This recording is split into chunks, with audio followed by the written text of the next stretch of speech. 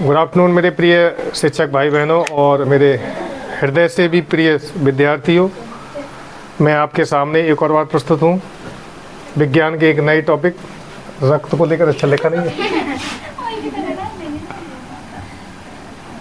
चलो अब लिख दे रहे हैं, कोई बात नहीं, हमने लिखा नहीं था। रक्त या ब्लड। देखिए विज्ञान में जो मेरे प्रिय शिक्षक भाई बहन टेट की तैयारी कर रहे हैं वो भी मेरा चैनल सब्सक्राइब करके विज्ञान के बारीक टॉपिक्स का अध्ययन कर सकते हैं। ये रिक्वेस्ट है या आग्रह है, जैसा भी चाहें आप। तो राष्ट्रीय आईएम छात्रवृत्ति योग्यता परीक्षा में विज्ञान विषय में रक्त से 2-3 प्रश्न जरूर आते हैं, तो आप इसको विस्तार से पढ़ेंगे हम ढंग से। और हमें ये शिकायत मिली थी कि बोर्ड पूरा नहीं दिखता सर, तो हम उसका भी इंतज़ाम कर दे रहे हैं। हो सकता है मैं ना दिखूं आपको, लेकिन बोर्ड दिखता रहेगा, ठीक है। तो सबसे पहला प्रश्न आता है, रक्त क्या है? What is blood? तो रक्त एक तरल संयोजी ऊतक है। आंसर में लिखेंगे यह एक तरल संयोजी ऊतक है।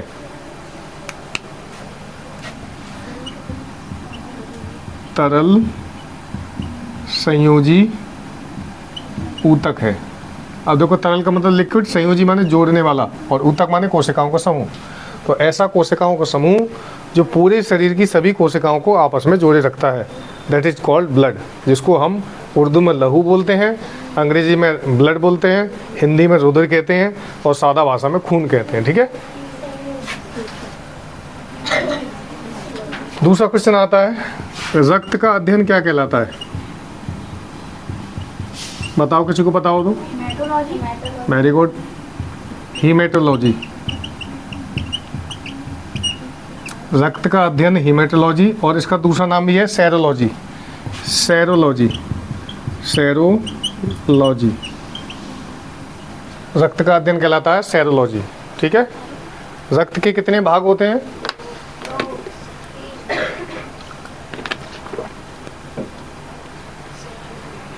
रक्त के कितने भाग होते हैं?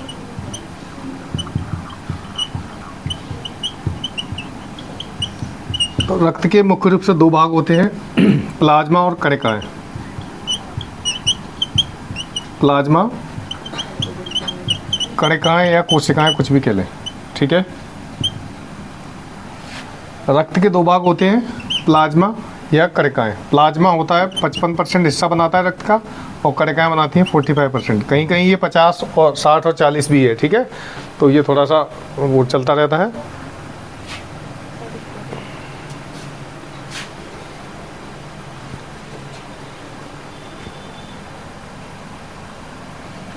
अगला क्वेश्चन है, रक्त निर्माण की प्रक्रिया क्या कहलाती है? किसी को आइडिया है?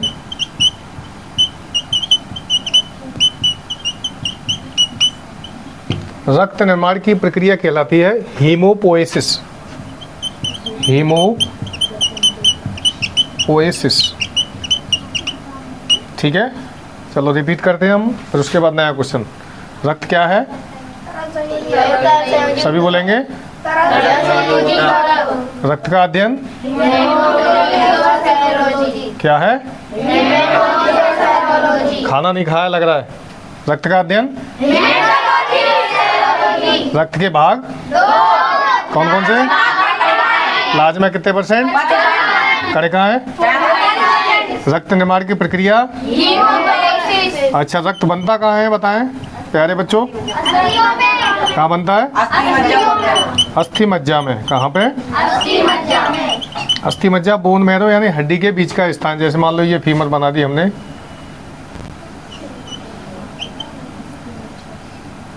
ठीक है। तो इसके बीच में एक चिपचिपा पदार्थ भरा रहता है, गोंद जैसा, दैट इज कॉल्ड मज्जा। क्या कहलाता है? मज्जा यानी मैरो। जो लोग नॉनवेज खाते हैं उन्हें पता होगा, हड्डियों के बीच में मैरो निकलता है, चिपचिपा पदार्थ, वहीं रक्त का निर्माण होता है, ठीक है। और इस निर्माण की प्रक्रिया को बोलते हैं हीमोपोएसिस। क्या बोलते हैं? हीमोपोएसिस। अगले पेज पे चलें।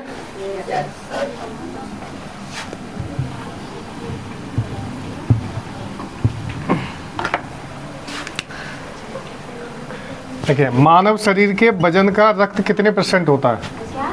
मानव शरीर के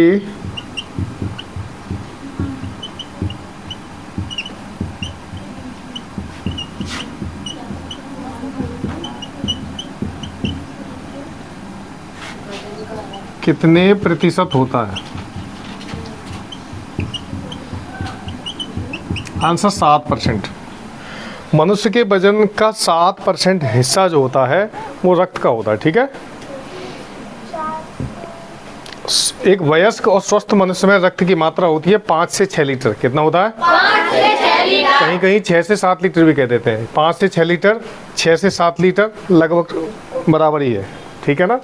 तो आप चाहें तो इसे भी लिख लें। स्वस्थ मनुष्य में रक्त की मात्रा कितनी होती है? स्वस्थ मनुष्य में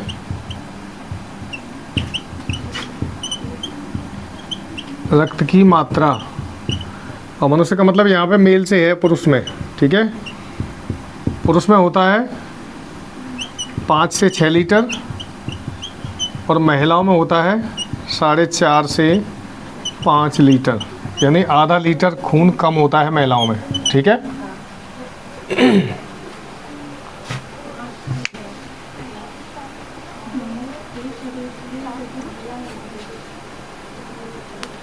अगला, प्लाज्मा का रंग कैसा होता है? हल्का पीला। कैसा? प्लाज्मा का रंग कैसा होता है? हल्का पीला। अब देखो, ये प्रश्न पूछा गया है कि प्लाज्मा का रंग हल्का पीला क्यों होता है। होता तो है हल्का पीला, लेकिन क्यों होता है? तो इसमें यहाँ लिख लेंगे क्यों में। रंग कैसा होता है यहाँ लिखेंगे क्यों होता है। बिलिरुबिन के कारण। बिलिरुबिन एक वर्णक होता है बच्चों, जो रक्त में पाया जाता है।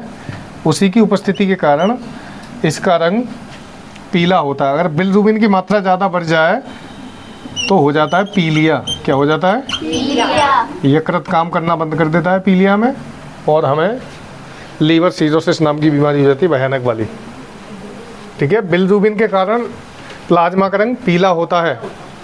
और प्लाज्मा का रंग होता कैसा है? पीला। क्यों होता है? बिलिरुबिन के कारण, ठीक है। अब प्लाज्मा में कितने % जल होता है बताइए? जल, पानी। 90%। बिल्कुल सही जवाब। प्लाज्मा में कितने % जल पाया जाता है? That is 90%। क्लियर? रिपीट करें अब।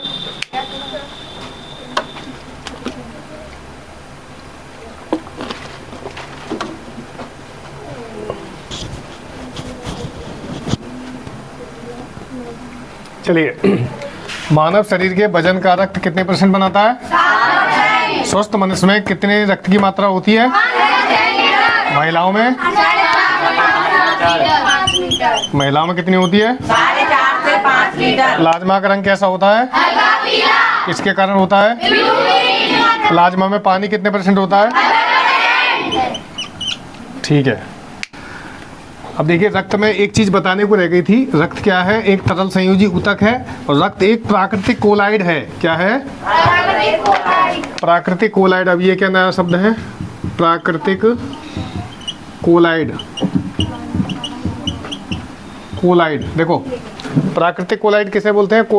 कोलाइड वो पदार्थ होते हैं जो छलनी में छानने पर कुछ ऊपर रह जाएं। जैसे अगर दूध छाना जाए छलनी में, मलाई हुआ मिक्स, दूध में मलाई मिक्स होती है लेकिन उबालने पर ही आती है।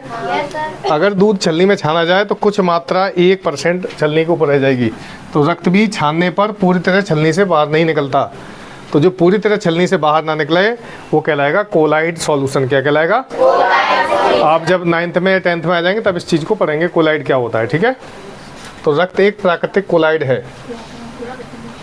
अब अगला क्वेश्चन लिखेंगे, भ्रूण अवस्था में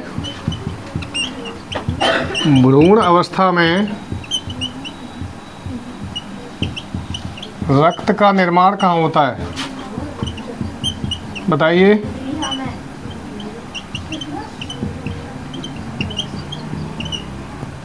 आंसर यकृत या प्लीहा, दोनों जगह।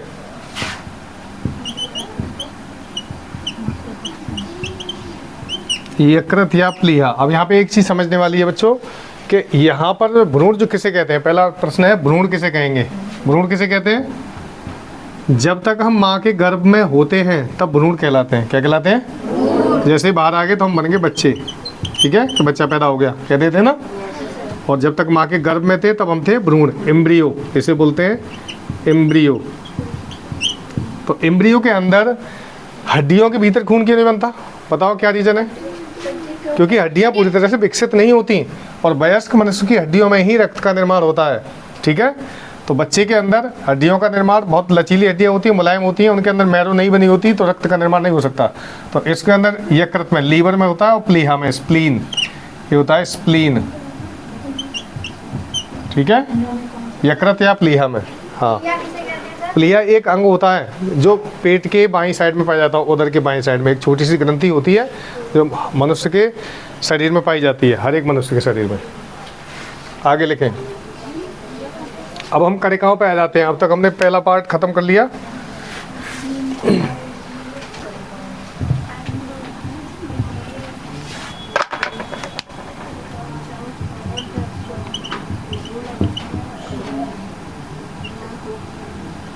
कणिकाएं, कणिकाएं 3 प्रकार की होती हैं, समझ लीजिएगा, इनसे जरूर क्वेश्चन आते हैं। पहला होता है लाल रुधिर कणिकाएं, कणिकाएं, श्वेत रुधिर कणिकाएं, तीसरी प्लेटलेट्स। जो प्लेट्स जो कहते हैं ना, प्लेट गिरेंगी बाकी, वो प्लेटलेट्स होता है। आपने सुना होगा गांव में अक्सर बच्चे कहते हैं कि बाकी प्लेट गिरेंगी, बीमार हो गया वो प्लेटें नहीं होती, प्लेटलेट्स होती हैं, ठीक है। इनके हिंदी में भी नाम होते हैं।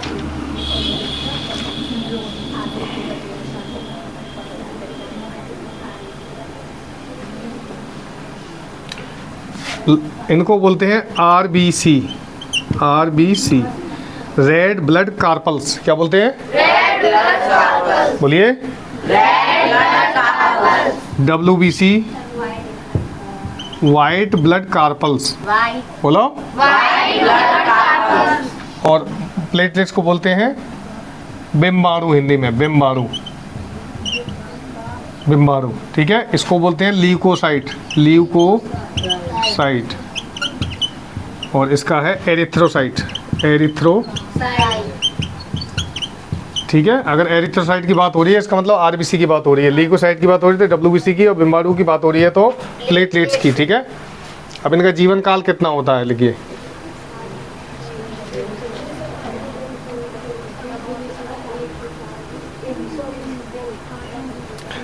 सबसे पहले आता है आरबीसी का जीवन काल 120 दिन। कितना? 120 दिन। डब्ल्यूबीसी का जीवन काल 4 दिन और इनका जीवन काल 10 दिन, प्लेटलेट्स का, ठीक है। संख्या देखिए, इसके आप क्वेश्चन बना के लिख लेंगे कि लिखाऊं? क्वेश्चन बना के लिख लेंगे ना। आरबीसी का जीवन काल कितना होता है, डब्ल्यूबीसी का कितना होता है और प्लेटलेट्स का कितना होता है। ना भी लिखेंगे क्वेश्चन तो टॉपिक तो समझ में आ ही जाएगा ना, उसमें क्वेश्चन आराम से हो जाएंगे।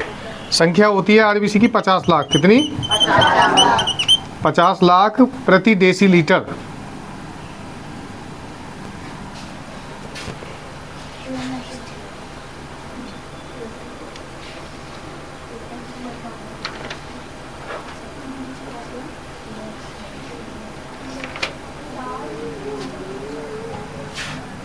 आरबीसी की संख्या 50 लाख होती है और डब्ल्यूबीसी की लिखिए संख्या कितनी होती है?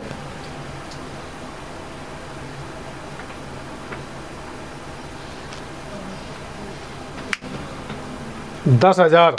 कितनी? 10,000। और इनकी होती है 2 लाख।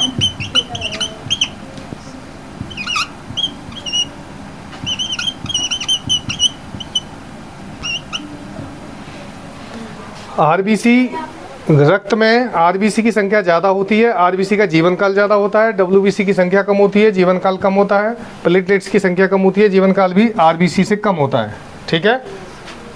आगे देखिए,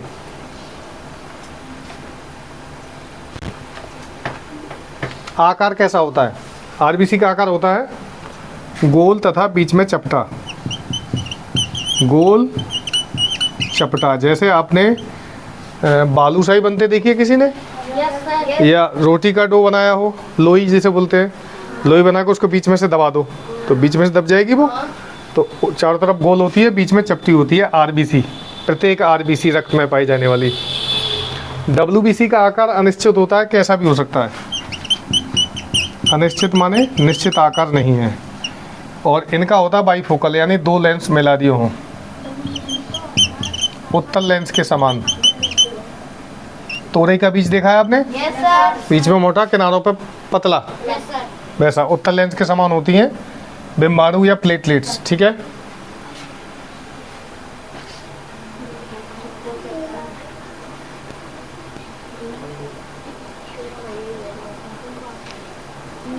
अब इनके कार्य देखिए, तीनों के क्या क्या कार्य हैं। आरबीसी का कार्य क्या है? रक्त का निर्माण। क्या है? रक्त निर्माण, और इसकी कमी से हो जाता है एनीमिया। क्या हो जाता है? क्या हो जाता है? रक्त की कमी से होने वाला रोग है एनीमिया, और रक्त का प्रमुख भाग होता है आरबीसी। इसी के कारण रक्त का लाल रंग होता है, हीमोग्लोबिन प्रोटीन के कारण। ठीक है, हीम इसी में पाया जाता है। अब आता है डब्ल्यूबीसी। डब्ल्यूबीसी हमें बचाता है रोगों से लड़ने से। रोगों से लड़ने की क्षमता विकसित करती है डब्ल्यूबीसी, यानी हमारी जो रोग प्रतिरोधक क्षमता है, जिसको हम कहते हैं इम्यूनिटी, उसको बढ़ाती है डब्ल्यूबीसी। डब्ल्यूबीसी में कई प्रकार की सेल्स पाई जाती है। इसमें होती है एक एंटीबॉडी, और एक होती है टी लिम्फोसाइट। डब्ल्यूबीसी हमारे शरीर की और हमारे रक्त की सुरक्षात्मक इकाई है। जैसे ही कोई हानिकारक जीवाणु या वायरस रक्त में प्रवेश करता है तो लिम्फोसाइट उसे पहचान लेता है, एंटीबॉडी पहचान के उन्हें लिम्फोसाइट के पास भेज देता है कि देखो भाई साहब कोई दुश्मन घुसा है शरीर में, उसको आप समाप्त कीजिए। तो लिम्फोसाइट उसको खा जाती है। क्या कर देती है? इसलिए इसका आकार बड़ा होता है। कैसा होता है? बड़ा। क्योंकि ये क्या खा रही है? ये रोगाणुओं को खा रही है, जो बाहर से बैक्टीरिया वायरस आ रहे हैं उनको भक्षण कर लेते हैं। T lymphocytes. क्या नाम है? T lymphocyte. ठीक है, प्लेटलेट्स हमारे शरीर में शक्ति प्रदान करते हैं। अभी इसको हम रिवाइज करेंगे तब समझाएंगे। प्लेटलेट्स क्या काम करते हैं? शरीर में शक्ति प्रदान करते हैं, पावर देते हैं। जैसे तुमने देखा होगा डेंगू के रोग में या किसी भी बुखार में आजकल हम देखते हैं, तो प्लेटलेट्स अगर डाउन हो जाए तो व्यक्ति बहुत कमज़ोर हो जाता है, उस पर चला भी नहीं जाता, उठा भी नहीं जाता। इसका मतलब उसकी शक्ति कम हो रही है। क्यों कम हो रही है? क्योंकि प्लेटलेट की संख्या 2 लाख से कम हो गई। कहीं की 10,000 हो जाती है, कहीं 20,000 रह जाती है। तब फिर उनको प्लेटलेट्स का जम्बो पैक चढ़ाया जाता है, यानी ट्रांसफ्यूज़ की जाती हैं प्लेटलेट्स शरीर में, और वो धीरे धीरे व्यक्ति रिकवर करने लगता है।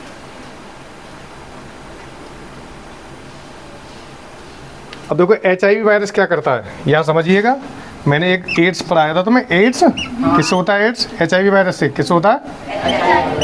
HIV virus, human immuno virus. ये जो HIV वायरस होता है, एंटीबॉडी क्या कर रहे थे? WBC में मौजूद एंटीबॉडी क्या काम कर रहे थे कि कोई भी रोगाणु जब घुस के आ रहा है तो उसको पहचान के बताना, और खबर किसे देनी थी? टी लिम्फोसाइट्स को। किसको? किसे देनी थी? पहचानता कौन था?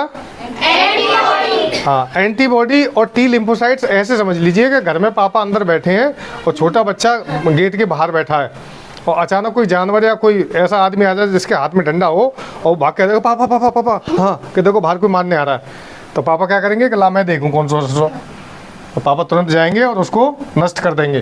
टी लिम्फोसाइट्स कोशिकाएं जो भी हानिकारक बैक्टीरिया वायरस होते हैं उनको नष्ट कर देती हैं और शरीर को प्रतिरक्षा प्रदान करती हैं। क्लियर? अब HIV सेल्स जो होती है, HIV वायरस जो होता है वो इन्हीं पे हमला कर देता है। किस पे? टी लिम्फोसाइट्स पे। किस पे? यानी उन्होंने किस पे हमला किया? बच्चे पे नहीं, पापा पे। किस पे? तो अब घर की रक्षा कौन करेगा? कोई नहीं।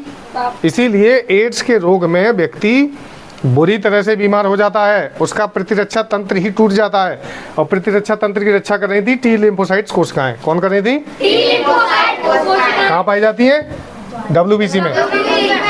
एंटीबॉडी और टी लिम्फोसाइट्स, ये दो प्रमुख कोशिकाएं होती हैं, सेल्स, जो उसमें पाई जाती हैं WBC में। WBC कहाँ पाया जाता है? रक्त में। कहाँ पे? हाँ, कणिकाओं का भाग तो है WBC। अब समझ गए, इसको रिपीट करते हैं हम। रक्त के कितने भाग थे? 3। रक्त के 2। प्लाज्मा और कणिकाएं कितने प्रकार की हैं? 3। सबसे पहले नंबर 2, नंबर 3 प्लेटलेट्स। RBC का जीवन काल, WBC का, प्लेटलेट्स का, RBC की संख्या, WBC की संख्या और प्लेटलेट्स की, RBC का आकार और WBC का अनिश्चित का मतलब क्या है? मतलब कोई सा हो सकता है अक्सर, बड़े छोटे, छोटे बड़े। जैसे हम आलू खेत से उखाड़ते हैं ना, तो उसमें गुल्ला, किर्री, छट्टा, बम्फर सब होते हैं। तो इस तरह से उसका आकार अनिश्चित होता है। और प्लेटलेट्स का आकार कैसा? कोई यही तो नहीं समझ रहा कि प्लेटलेट्स उत्तल लेंस बन जाती हैं? उत्तल लेंस के समान, यहाँ लिखा नहीं है मैंने, उत्तल लेंस के समान। RBC रक्त का निर्माण करती हैं और एनीमिया रोग होता है इसकी कमी से। किसकी कमी से? रक्त में कौन सी धातु पाई जाती है? Fe, iron. कौन सी? और आयरन की कमी से होता है एनीमिया। तो आयरन की कमी हुई यानी रक्त की कमी हुई, रक्त की कमी हुई तो आयरन की कमी हुई। इसीलिए हमें स्कूलों में आजकल आयरन की टेबलेट्स दी जाती हैं। देखी है तुमने? इसलिए दी जाती हैं ताकि हम बच्चे खाएं और खून बढ़ाएं, अच्छे से खून बढ़ाएं और एनीमिया से बचे। रक्ताल्पता भी कहते हैं इसे। क्या कहते हैं? रक्ताल्पता। रक्ताल्पता, रक्ताल्पता ने रक्त की कमी। अरक्तता भी बोलते हैं, अरक्तता। क्या बोलते हैं? तीनों का मतलब एक ही है, अरक्तता, रक्ताल्पता, एनीमिया। ठीक है, क्लियर है ये सब कुछ? मिटा दें?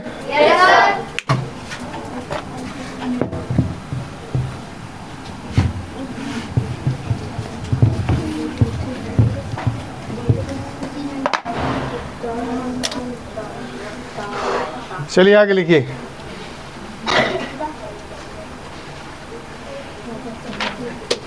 अच्छा, एंटी कोगुलेंट प्रोटीन कौन सा होता है ब्लड में, जो खून को जमने नहीं देता शरीर में? हाँ बताओ। नहीं, रक्त में प्रतिस्कंदन प्रोटीन। बताओ रश्मि, तुम्हें पता है? नहीं, ये है हेपेरिन। कौन सा है? हेपेरिन।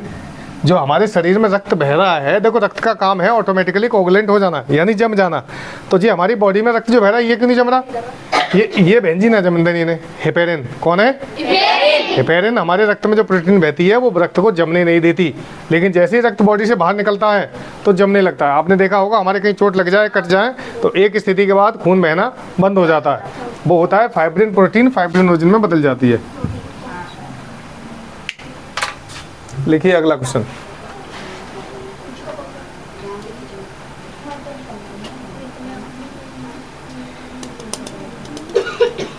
आरबीसी का ब्लड बैंक किसे कहते हैं? आरबीसी का रक्त बैंक, आरबीसी का बैंक लिखिए, किसे कहते हैं? तो ये होता है प्लीहा। प्लीहा क्या होता है? देखो बैंक भी यही है आरबीसी का। आरबीसी की कब्रगाह, कब्रगाह यानी यहाँ पे आके आरबीसी मर जाते हैं, प्लीहा में इकट्ठा हो जाते हैं। प्लीहा में, कहाँ पे? प्लीहा हमारे स्टमक के पास होता है। ये हमारा पेट है, यहाँ पर एक छोटी सी संरचना होती है, इसी को बोलते हैं स्प्लीन या प्लीहा। ठीक है, देखिए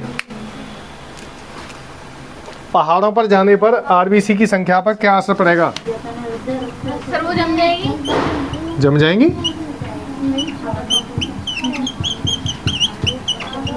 जैसे आरबीसी की संख्या कितनी थी रक्त में? कितनी थी? 50 लाख। तो ऊपर जब जाएंगे पहाड़ों पर जाने पर तो संख्या पर असर क्या पड़ेगा? आरबीसी बढ़ जाएंगी। क्या हो जाएगा? 50 से 60 लाख हो जाएंगी।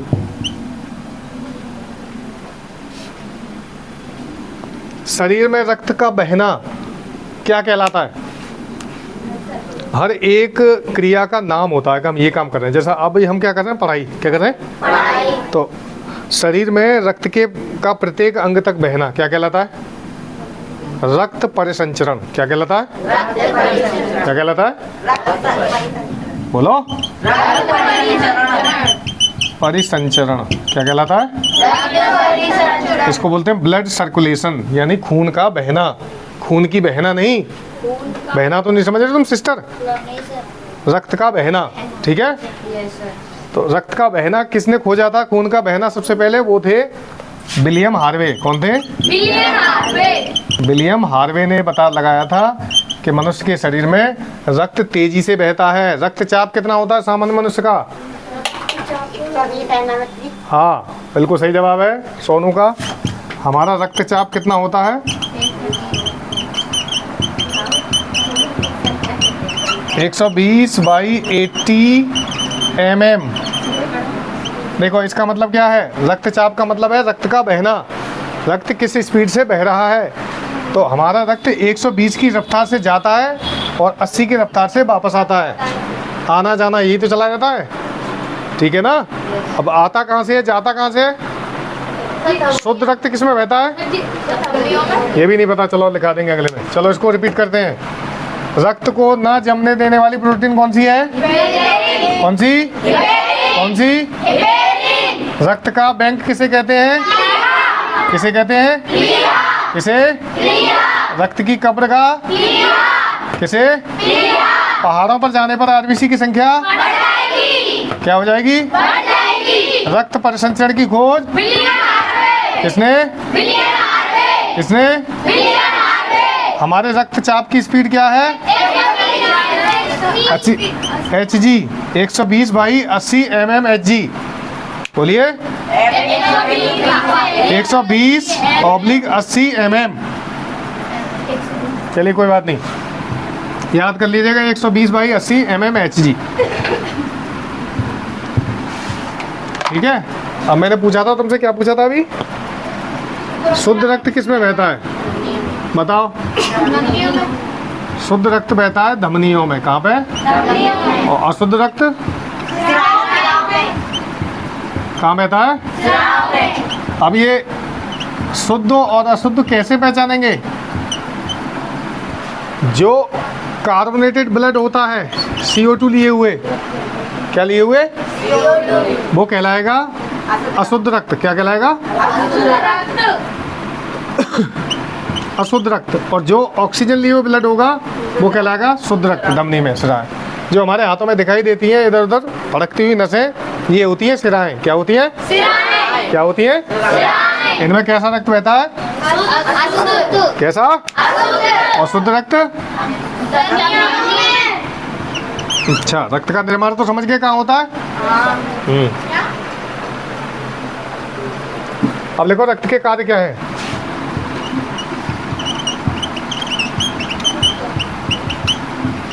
रक्त का पहला कार्य है ताप नियंत्रक।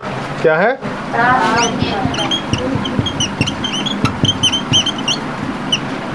शरीर में खून बहता रहेगा तो हमारी बॉडी का टेम्परेचर फिक्स रहेगा। कितना तापमान होता है मुस्कान बॉडी का? 37। बिल्कुल सही जवाब। 98.60 डिग्री फ़ारेनहाइट, ठीक है।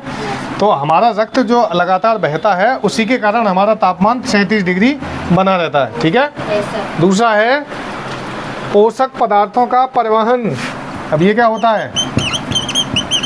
पोषक पदार्थों का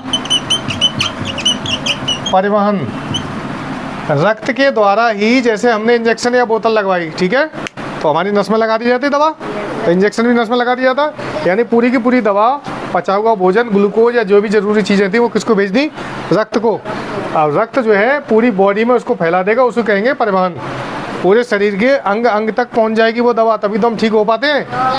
क्यों? क्योंकि ब्लड की जो पाइपलाइन है, एक एक नस जो है जिसको हम धमनी बोलते हैं, वो शरीर के प्रत्येक अंग तक फैली हुई है। Every organ of our body.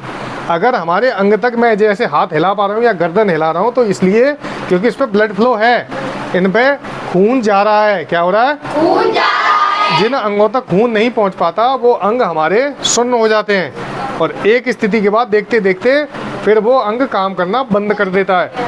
आपने प्रयागराज में इस समय मेला लग रहा था तो बाबा देखे होंगे, जैसे किसी का हाथ ऊपर है या कोई एक टांग पे खड़ा है। एक बाबा ऐसा है जिसने 20 साल से हाथ नीचे ही नहीं किया, तो 20 साल से हाथ ऊपर ही है उनका, ऊपर ही, अब वो नीचे नहीं आ सकता। क्यों? क्योंकि बॉडी ने उसे रिजेक्ट कर दिया। रक्त ने, दिल ने ये यकीन मान लिया दिमाग ने कि ये अंग हमारा हिस्सेदार है ही नहीं, क्योंकि ऊपर की तरफ रक्त जा रहा था और एकदम स्थिति के बाद रक्त जाना बंद हो गया तो बॉडी ने रेस्पॉन्स दे दिया कि ये अंग हमारा समाप्त हो गया। तो जब रक्त शरीर में नहीं पहुंचेगा तो पोषक पदार्थों का परिवहन नहीं हो पाएगा। और ये गैसों का परिवहन भी करता है। किसका? गैसों का परिवहन। कौन कौन सी गैसों का बताइए? CO2 और O2। कार्बन डाइऑक्साइड युक्त रक्त जब सिराओं से दिल के चैम्बर में पहुंचता है तो वहां से वो पंप करके शुद्ध रक्त को दूसरे ऑरिकल में भेजकर धमनियों द्वारा शुद्ध रक्त भेज दिया जाता है। अब यहाँ 2 प्रश्न और बनते हैं बच्चों, चलो पहले इसे समझ लो। रक्त के कार्य गैसों का परिवहन समझ गए? ऑक्सीजन और कार्बन डाइऑक्साइड।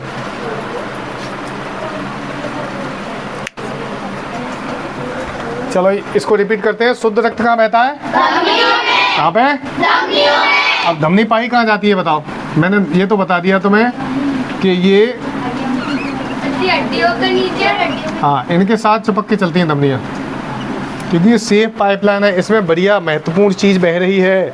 जैसे मैं अभी आपको 500 का नोट दूं और एक सादा कागज़ दूं तो किसको आप हिफाजत से रखेंगे? क्यों? क्योंकि उसकी वैल्यू है, क्या है? कीमत है उसकी। इसी तरह शुद्ध रक्त की कीमत है। इसका मतलब ये ना कि अशुद्ध रक्त हम नशे काट लें कि निकाल दीजिए तो बेकार है, लेकिन फिर भी शरीर को पता है कि मनुष्य का कुछ पता नहीं है, भरोसा नहीं है कि चाकू लेके फैल पर है धुआंधार और काट डाले उसको। इसलिए जो बढ़िया वाला खून है वो अंदरूनी साइड में बहता है, हड्डियों से चिपके जो नसें चलती हैं धमनियाँ उनमें, क्योंकि भीतर तो काट पे जाओगे ना तुम कि पहले हड्डी काटे ला फिर नस काटूंगा अंदर, भाई ऐसा तो नहीं हो सकता। तो शुद्ध रक्त बहता है, अशुद्ध रक्त रक्त के कार्य क्या है? ताप नियंत्रक। कितना टेम्परेचर होता है बॉडी का? पोषक तत्वों का परिवहन, गैसों का परिवहन। अब 2-3 चीजें और रह गई हैं, सो ये टॉपिक खत्म हो जाएगा।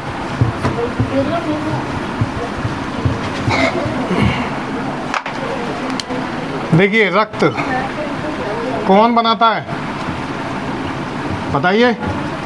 कहाँ बनता है रक्त? भूल जाते थे जल्दी। कहाँ बनता है? कहाँ पे? कहाँ पे? कहाँ पे?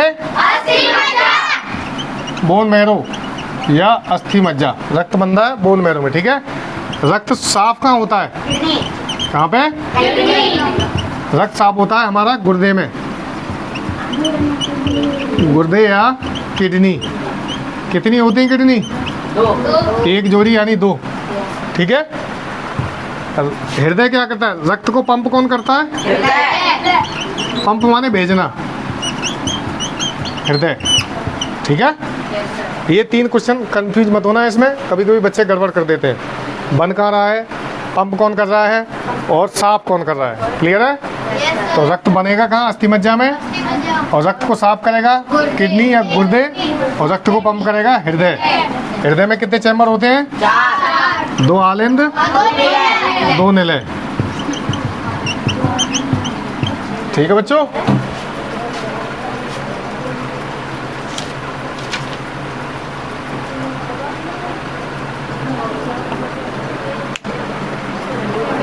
चलिए, हमने कम समय में पूरा टॉपिक समझाने की कोशिश की है। उम्मीद करता हूँ आपको समझ में आ रही है वीडियो और पूरा देख रहे हैं आप।